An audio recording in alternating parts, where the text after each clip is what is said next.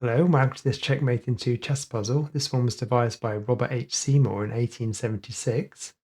So although black has a queen, it's actually white's move and you can get a checkmate in 2. Obviously white has a lot of pieces bearing down on the black king.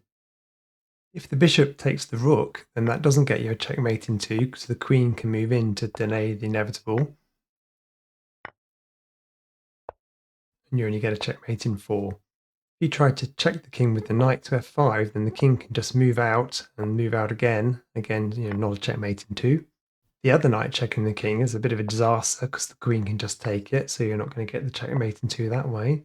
And if you move the rook to h7, even if black moves the queen to d5, you still can't get a checkmate in 2. Okay, so the solution to this one is to actually move the rook to b7, and if the queen takes, the bishop can checkmate on f6. The queen takes the bishop on h8, then the knight can move into f3 to checkmate the king. Okay, that's the end of this video. Don't forget to like and subscribe, and I'll see you again soon.